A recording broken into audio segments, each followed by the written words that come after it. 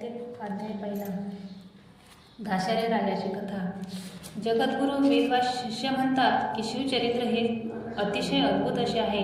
ते जरी नुसते ऐकले तरी आपल्या सर्व पापांचे पर्वत जळून पूर्णपणे भस्म होतात. जो कोणी हे ऐकतो त्याला दीर्घ आयुष्य आणि उत्तम आरोग्य लाभते. मनाजोगती संतती प्राप्त होते. शिवाय लक्ष्मी त्या व्यक्तीवर अतिशय कृपा करते. एखाद्याला चारिधाम यात्रा करून जे पुण्य महत् प्रयासाने मिळते तेच पुण्य हे शिवचरित्र ऐकल्याने मिळते. हर एक व्यक्तीने शिवनामाचा जप करावा म्हणजे आपल्या आयुष्यातील सर्व पापांचे क्षालन होऊन जाते. ब्रह्मदेव, स्वर्गातील सर्व देव, ऋषीमुनी हे सुद्धा शिवनामाचा सतत जप करीत असतात. हा जप केल्याने मानवाचे दारिद्र्य, दुःख, यातना इत्यादी सर्व नाहीसे होते आणि त्याला संयमशील जीवन प्राप्त होते. ओम नमः शिवाय हा ग्रंथ मंत्र सर्व मंत्रांमध्ये अतिशय श्रेष्ठ आहे. तो मंत्र राज आहे. ज्याप्रमाणे तीर्थक्षेत्रात प्रयाग श्रेष्ठ आहे, वेदांतात हा सर्व शास्त्रात श्रेष्ठ आहे, आश्रात पाशुपत श्रेष्ठ आहे, देवात कैलासनाथ शंकर श्रेष्ठ आहे, पर्वतात हिमालय श्रेष्ठ आहे, तसाच हा मंत्र सर्व मंत्रात श्रेष्ठ असा मंत्र आहे. या मंत्राबाबत विशेष गोष्ट अशी आहे की ज्याच्या उच्चारणासाठी लिंगभेद, स्नानभेद, परिस्थितीभेद इत्यादी कुठल्याही प्रकारचा भेदांचे बंधन नाही. स्त्री, शूद्र, गृहस्थाश्रमी, ब्रह्मचारी किंवा कोणीही या मंत्राचा जप अगदी सहजपणे करून मानव जन्माचे सार्थक करून घेऊ शकतो. या जपाला वेळ काळाचेही अजिबात बंधन नाही. जागेपणी, झोपल्यावर, स्वप्नात, रोजचे काम करताना, कामानिमित्त बाहेर जाताना, फार काय भांडण करताना सुद्धा ह्या मंत्राचा जप करावा असे सांगितले आहे. जी व्यक्ती ह्या मंत्राचा जप करते तिच्या मागे भगवान शंकर सतत उभे राहतात व त्याप्रमाणे त्या व्यक्ती शंकराचा आशीर्वाद सतत लाभत असतो. हे सांगितलेले जरी खरे असले तरी भगवान शंकर सांगतात हा मंत्र अगदी प्रथम स्वतः न म्हणता प्रत्येकाने तो गुरुमुखातून घेतला पाहिजे. यासाठी गुरु कसा असावा? मनापासून भक्ती करणारा, वैराग्य अंकी असणारा, दिव्य ज्ञान प्राप्त करणारा, सर्वज्ञ म्हणजे धर्माचे सर्व ज्ञान असणारा, उदार, दीन दुःखितांबद्दल दयाळू अंतःकरणाचा असा असावा.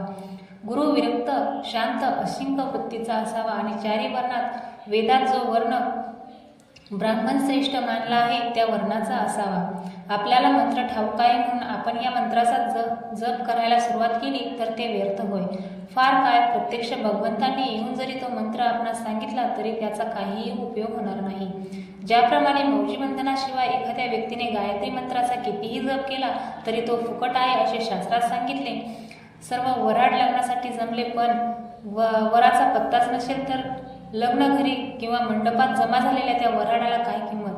पण हे खरे असते म्हणून गुरुला नम्रपणाने मनोभावे शरण जाऊन गुरुचरणी नम्र होऊन त्यांच्याच मुखातून मंत्र घ्यावा व मग त्याचा स्वमुखातून जप करावा.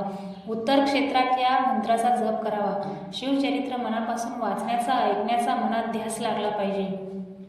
मनाला तळमळ लागून राहिली पाहिजे. असे जर तुमच्याकडून घडले तर सांब सदाशिव तुमच्या जवळच आहे. याविषयी सांगितली जात असलेली एक जुनी गोष्ट आहे. फार वर्षापूर्वी मथुरेला यादव वंशातील दाशारी नावाचा एक राजा राज्य करीत होता.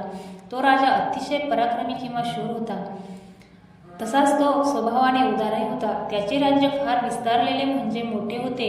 त्याने केलेले अनेक मांडलिक राजे त्याच्या दरबारात त्याच्यासाठी नजराणे घेऊन येत असत आणि दाशारी राजाला लवून नमस्कार करीत आणि मग राजाची कृपा झाली की अतिशय आनंदित होत असत. त्याच्या राज्यातील ऋषीमुनी आणि सर्व प्रजाजन राजाचे सतत कल्याण हो म्हणून देवाची नित्यनेमाने प्रार्थना करीत असत. जे कोणी याचे जे मागेल ते त्याला लगेच देत असे. त्याच्या राज्यात दरिद्री, उपाशी, आजारी असा कधीच कुणीही नव्हता. 14 विद्या आणि 64 कलात राजा स्वतः निपुण होता. त्याची असलेली अफाट चतुरस्र सेना पाहून इतर सर्व राजे भयभीत होत असत. दाशारी राजाचे बोलणे, वागणे सुद्धा अतिशय गोड होते. तो अतिशय सत्यवचनी होता. राजाच्या आवडत्या राणीचे पट्टराणी नाव होते कलावती. ती तीर्थधर्म मानण्यात आलेल्या काशी नगराची राजकन्या होती. ती दिसायला अतिशय सुंदर होती. तिचे ओठ तोंडल्यासारखे तांबडे लांब होते. तांबडे लाल होते, तिचे डोळे सुद्धा कमळासारखे सुंदर होते. ती बांध्याने सिंहकटी होती. तिची चाल हंशीसारखी अतिशय डौलदार होती. केस भरपूर लांबसडक आणि काळेभोर होते. तिचा चंद्रासारखा गोल चेहरा तसाच लोभस दिसत होता. राणी हसली की तिचे हिरकण्यासारखे पांढरे शुभ्र असलेले दात तेजाने नुसते झळकत असत. अशा ह्या अतिशय स्वरूपसुंदर राणीवर राजाचे फार फार प्रेम होते. एक दिवस त्याने आपली महाराणी कलावतीला आपल्या महालात यावे असा तातडीने निरोप पाठवला. पण राणी आली नाही. तिच्या अतिशय सुंदर अशा स्वरूपाने वेडावलेला राजा कामातुर होऊन स्वतः आपणाहून तिला महालात गेला. तिच्याजवळ जात मोठ्या प्रेमाने तो म्हणाला, राणी, मला नकार का बरं पाठवला? तुझ्या मनात माझ्याबद्दल राग किंवा काही किंतू तर नाही ना? ये अशी मला भेट. आपल्याला चांगला सर्व गुण रूप संपन्न गुणवान पुत्र असावा असे नाही तुला वाटत? राणीने राजाचे हे बोलणे ऐकले. त्याबरोबर गोड हसून राणी म्हणाली, महाराज, आपण माझे नाथ आहात, प्राणप्रिय पती आहात. आपली आज्ञा पालन करणे हे माझे कर्तव्य आहे. पण तरीही ती मी मानली नाही, कारण सध्या मी शंकराचे व्रत धरले आहे म्हणून मी व्रतस्थ आहे. व्रतस्थ, रोगी, गर्भिणी, वृद्ध, अशक्त किंवा ऋतुस्नात असलेले स्त्रीपतीने नेहमी दूरच ठेवावे असे शास्त्रात सांगितलेले आहे. ज्यावेळी स्त्री पुरुष दोघेही मनाने अतिशय आनंदी असतील आणि चिंताविरहित असतील, तो दिवस जर पर्वकाळ आणि व्रताचा दिवस नसेल तर त्या दिवशी पंचपक्वानांचे जेवण करून मोठ्या प्रीतीने एकमेकांनी प्रेमरसाचे प्राशन करावे, हा राजधर्म आहे. मी आज आपली आज्ञा मोडली त्याबद्दल क्षमा असावी. पण दाशारे राजा कामाने अतिशय आंधळा झाला होता. अशा तऱ्हेच्या कामातुराला कोणाचे भय किंवा लाज नसतेच. राजाने राणीचे काही म्हणणे न ऐकता जबरदस्तीने राणी कलावतीला एकदम आपल्या बाहुपाशात ओढले. पण तेवढ्यात झाली मजा. एखाद्या अतिशय उष्णतेने तापलेल्या लोखंडाच्या खांबाला मिठी मारल्यानंतर जसे सर्व अंग भाजावे तसे राजाचे सर्व अंग भाजले. त्यासरशी कलावतीला एकदम दूर सारून राजाने तिला विचारले, राणी, हा काय प्रकार आहे? आम्हाला याचा अगदी स्पष्टपणे खुलासा हवा आहे. मग राणी कलावती नम्रपणे राजा दाशारे यास म्हणाली, महाराज, आपण रागवू नका. मी सारं काही आपणास स्पष्ट करून सांगते. दुर्वास मुनी हे माझे गुरु. त्यांनी मला जप करण्यासाठी शिव पंचाक्षरी मंत्र दिला आहे. त्या मंत्राचा सध्या मी अहोरात्र जप करते आहे. मी स्वतः आता त्या जपामुळे पावन झाले आहे, अतिशय पवित्र झाले आहे. मी संपूर्णपणे शुद्ध आहे. माझे सर्वांग चंद्राप्रमाणे अतिशय शीतल आहे. पण महाराज, आपली काया आपल्या मनात निर्माण झालेल्या पापामुळे अपवित्र झालेली आहे. आपण कधीही चुकूनही शंकराची पूजा अर्चा केली नाही. अभक्ष अधूनमधून भक्षण केलेले आहे.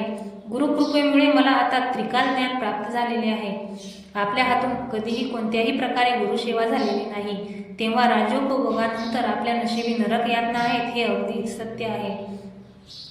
दाशारे राजा कलावतीचे बोलणे ऐकून बारकाईने लक्षपूर्वक ऐकत होता. आपले दोष आता स्पष्टपणे त्याला दिसत होते. कलावतीचे बोलणे ऐकून त्याचे मन पश्चातापाने पावन झाले होते. म्हणून गंभीरपणे तो कलावतीला म्हणाला, प्रिय कलावती, तू मला तो शिवमंत्र दे. म्हणून आजपर्यंत जी पापे मी जाणते अजाणतेपणे केली आहेत त्याचा पूर्णपणे नाश होईल व त्या योगे माझ्या जीवनाचे सार्थक होईल. तेव्हा राणी कलावती राजा दाशारे यास म्हणाली, महाराज, तुम्ही माझे सर्वस्व आहात, नाथ आहात. मी तुमची दासी आहे. धर्माप्रमाणे तुम्हीच माझे गुरु आहात. तेव्हा मी तुम्हाला धर्माचरणाच्या विरोधात वर्तन करून मंत्र देऊ शकत नाही. तर मग मला मंत्र मिळवण्यासाठी मी काय करायला हवे? नाथ, मी सांगते ते नीट ऐका. यादव कुळात गर्ग मुनी नावाचे श्रेष्ठ ऋषी आहेत. ते अतिशय विद्यावंत आहेत. तेव्हा आपण आता त्या गर्ग मुनींना शरण जा आणि त्यांच्यापासून स्वतःसाठी शिवमंत्राची दीक्षा घ्या. कलावती राणी नम्रपणाने म्हणाली. राणीचे हे बोलणे ऐकून झाले आणि मग राजा आपल्या राणीसह गर्गमुनीच्या आश्रमात जाऊन दाखल झाला. आपल्याकडे एक महान राजा येतो आहे हे पाहून गर्गमुनी त्या दोघांना सामोरे आले. राजाने त्याला साष्टांग नमस्कार घातला व हात जोडून नम्रपणे गर्गमुनींसमोर उभा राहिला. महाराज, आपण स्वतःहून काय येणे केले? गर्गमुनींनी त्यांना विचारले. गुरुराज, आपण मला शिव दीक्षा द्या, मंत्र द्या. मी पापी आहे, माझ्यावर कृपा करा. अशा तऱ्हेने राजाचे अत्यंत नम्रतेचे बोलणे ऐकून गर्गमुनींनी त्याच्या पाठीवर ममतेने हात ठेवला. तेव्हा राजाला अतिशय धन्य वाटले. त्या दिवशी राजाने मुनींच्या येथेच मुक्काम केला. दुसऱ्या दिवशी गर्गमुनी त्याला राजाला पवित्र अशा यमुना नदीत स्नान करून येण्याची आज्ञा दिली. मुनींनी केलेल्या आज्ञेप्रमाणे राजा व राणी यमुना नदीमध्ये स्नान करून बाहेर आले. मग एका अतिशय भव्य वृक्षाखाली गर्ग मुनींना दोघांकडून विधिवत यथासांग शिवाचे पूजन घेतले. राजा राणीने भगवान शंकराला हिरेमानकांनी अभिषेक घातला.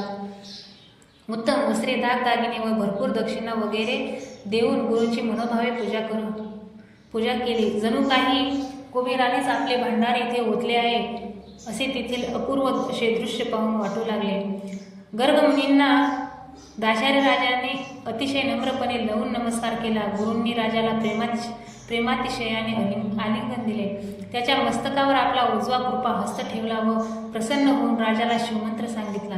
त्याबरोबर दाशारी राजाचे हृदयात ज्ञानरूपी चंद्र तेजाने प्रकाशित झाला व मनामध्ये असलेल्या आतापर्यंतचा अज्ञानाचा अंधार नाहीसा झाला. राजा जसजसा मंत्राचा अहोरात्र जप करू लागला तसतसे राजाच्या शरीरातून वास करून असलेले पापरूपी कावळे बाहेर पडू लागले. काहींचे जळून भस्म झाले, काहींचे तर पंख जळाले, तर काही तडफडत राजाच्या शरीरातून बाहेर पडले. थोडीशी ठिणगी पडली तर काट्याचे रान संपूर्ण जळून खाक होते. त्याप्रमाणे शिवमंत्राने राजाची आजपर्यंतची सर्व पापे जळून भस्म झाली. या अनुभूतीमुळे राजाला सुद्धा खूपच आश्चर्य वाटले. न राहून राजाने ऋषींना प्रश्न केला, गुरु महाराज, माझे तन मन मला आता खूपच निर्मळ झाल्यासारखे वाटते आहे. हे कशाने बरे झाले? राजाने निष्पापपणे विचारले. तेव्हा गर्गमुनी राजाला म्हणाले, राजा, तुझ्या शरीरात वास करून असलेली अनंत जन्मीची महापापे कावळ्याच्या रूपाने तुझ्या शरीरातून निघून गेली आहे, म्हणून तुला अशा तऱ्हेची अनुभूती प्राप्त झाली आहे. मग राजाने गुरुला पुन्हा अतिशय आदराने नमस्कार केला व म्हटले, गुरु महाराज, आपण खरोखर धन्य आहात.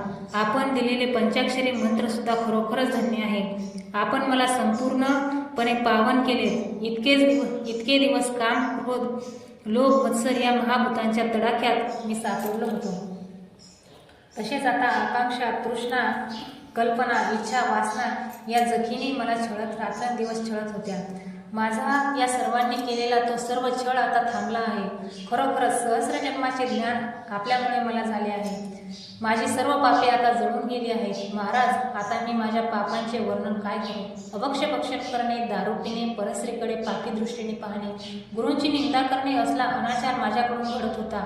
गोहत्या करणे, ब्रह्महत्या करणे, स्त्रीहत्या, गुरुहत्या करणे, दुसऱ्यांची निंदा करणे, मित्राचा गुरुचा द्रोह करणे, धर्माची निंदा नालस्ती करणे, पंक्तिभेद करणे असा दुराचार करण्यास मला काहीच वाटत नव्हते. शंकर आणि विष्णू यांच्यात भेद करणे, दुसऱ्यांचे ज्ञान चोरणे, पुस्तके चोरणे, पक्ष्यांना उगाचच ठार मारणे, उगाच नास्तिकपणा दाखवून वाद घालणे, स्त्री लंपट होणे, कृतज्ञ होणे, दुसऱ्यांचे धन हिरावून घेणे, तीर्थाचा नायनाट करणे, दीन माणसांना मारणे इत्यादी गोष्टी करण्यास माझे मन अजिबात कचरत नसे. भगिनी, माता, पिता यांची हत्या करणे, कन्येचा विक्रय करणे, गाईला विकणे, दूध विकणे, गाव जाळणे, आत्महत्या करणे, भ्रूण हत्या, बालहत्या करणे अशा तऱ्हेची अनेक महापापे माझ्या हातून सहस्र जन्मात घडली होती. आपल्या गुरु कृपेमुळे माझी ही सर्व पापे जळून नष्ट झाली व त्यांच्या बंधनातून मी मुक्त झालो. त्यांचा शिवमंत्राने नाश झाला आहे. माझ्या पदरी थोडेफार पुण्य होते म्हणून मला हा मानव जन्म मिळाला आणि गुरुकृपेमुळे मला प्राप्त झालेल्या या मानव जन्माचे आज खरोखरच सार्थक झाले असे म्हणून राजाने पुन्हा एकदा गुरुला नम्रपणे नमस्कार केला व सर्व प्रकारे दान दक्षिणा देऊन संतुष्ट केले. अशा तऱ्हेने आपल्या जवळपास गुरु असूनही त्याचा जे अनुग्रह घेत नाही, तसेच गुरु संकटात असताना आपण स्वतः मजेत राहतात अशांनी ज्ञानरूपी गुरु कसा काय प्रसन्न होणार? काही असे म्हणतात, गुरुला तन मन धन अर्पून काय मिळणार? गुरु थोडा शाश्वत आहे, त्याला काय अमरत्व प्राप्त झाले आहे? तोही नाशवंत आहे. पण असे जे म्हणतात त्यांचे मिळालेले ज्ञान, वैराग्य, शास्त्र पठण सर्व काही व्यर्थ गेले असे समजावे. कारण ज्या मापाने तांदूळ मोजतात त्या मापाला तांदूळाचा काहीच लाभ होत नाही असे व्यवहारात आपण नेहमीच ऐकतो. घाण्यात उसाचा रस काढला जातो, पण घाण्याला त्या रसाची चव अजिबात कळत नाही. तसेच ज्या भांड्यात साखर भरून ठेवली आहे त्या भांड्याला साखरेची गोडी थोडी सुद्धा कळत नाही. त्याचप्रमाणे या जगतामध्ये गुरुला न मानणाऱ्या माणसाची स्थिती होत असते. ते सतत लक्षात ठेवले पाहिजे. आता ओम नमो शिवाय, ओम नमः शिवाय या शिवमंत्राचा उपदेश घेतलेला दाशारी राजा तसा नव्हता. त्याने गुरुला पूर्णपणे संतुष्ट केले आणि आता आपल्या कलावती राणीसह तो आपल्या घरी परतला. राणी कलावतीला अशा रीतीने एका आपल्या पतीला खरोखर उद्धार केला. राजाने शिवमंत्राचा जप सुरळीत चालू ठेवला. त्यामुळे त्याच्या राज्यातून रोग, मृत्यू, दुष्काळ हे सर्व कायमचे पळून गेले. कुणी दुःखी राहिले नाही. संतुष्ट झालेल्या दाशारी राजाने कृतार्थतेने कलावतीला मोठ्या प्रेमाने आलिंगन दिले. पूर्वीच्या राजाच्या सर्वांगाला जाळून काढणाऱ्या तिच्या मृदू स्पर्शातून आता चांदण्याचा शीतल असा शिडकाव होत होता.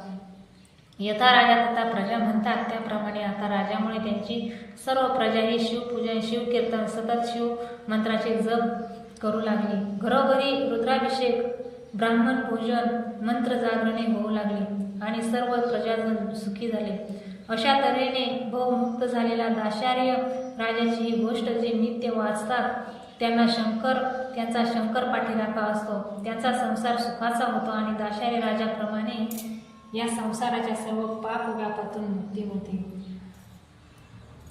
ओम नमः शिवाय. श्री शिवाय नमस्तुभ्यं.